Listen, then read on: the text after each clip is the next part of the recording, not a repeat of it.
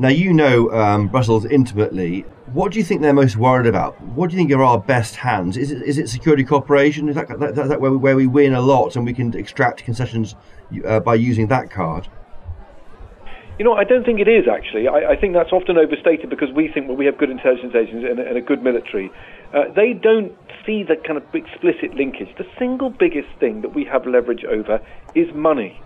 So right now, at this European Council on Thursday, Friday this week, the thing that's dividing them is who's going to get the European Medicines Agency and the European Banking Authority, currently based in Canary Wharf, going to move to two of the 27 member states. They're like cats in a sack, fighting over who's going to get the goodies, the plums, as it were, the spoils of Brexit, as they would see it. And it's the same business with the money. So, they've made a big deal about the 100 billion, but what that advertises is how worried they are about what happens when the Brits leave and our net 10 billion a year contribution is out of the system. Well, it means that the rich countries either have to pay more to make up the shortfall, or the poorer countries, the recipient countries, get less. And that always leads to a fight.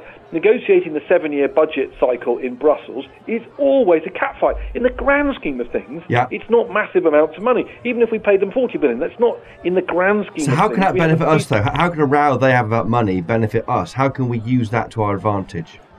Well, because what we want to do is force them to move on. So let's say we make an offer of 35 billion or 20 euros net, right? And the people who really need the money, like the Poles and the Hungarians, say, well, that's not a bad offer. And the other lot are saying, not over my dead body, we need to squeeze them for more.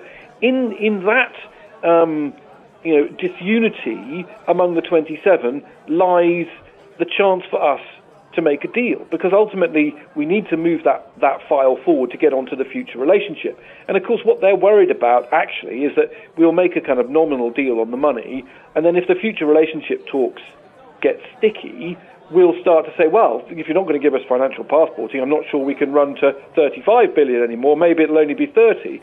And there's a danger that it all starts to unravel, and that provokes an even bigger fight. And what we'll probably end up with is an enormous mash-up meeting where all of this stuff gets thrashed out and a deal gets done. So you mentioned earlier about they've got their ducks in a row at the moment, but they can easily be the ducks can be moved around in the water, as it were. Is that what you mean then? So it's as we get towards March 19 and that folks' minds, things might unravel for the EU, because they seem quite strong at the moment, don't they? They do, but listen, I don't think we want them necessarily to unravel. I think what we want them to do is to come back from very unrealistic positions about the ECJ having jurisdiction over the UK, about us paying 100 billion euros. Yes. And therefore, actually, we don't want them in complete disarray, because actually that makes often, as it were, the 27, because it's such an unwieldy forum, they tend to negotiate up to the highest common denominator, not the lowest common denominator. So the reason they've come up with 100 billion is because everyone can agree, let's get more money out of the Brits. The problem is going to come... Apart from the Brits, yes. Yeah, apart from the Brits. But the problem is going to come when the future relationship deal starts to cut across the interests of, say, Belgian manufacturers, or French cheese makers, or German car makers. Yes. And the desire to hold the line on the four freedoms and the integrity of the single market starts to have impact on, the Spanish economy, etc. And the Spanish or whoever it is going to start saying, well, we need to be careful. If we strike too hard a deal with the Brits, that's going to do in my bicycle manufacturers or my chemical makers, or whatever it might be, the industrialists of Flanders.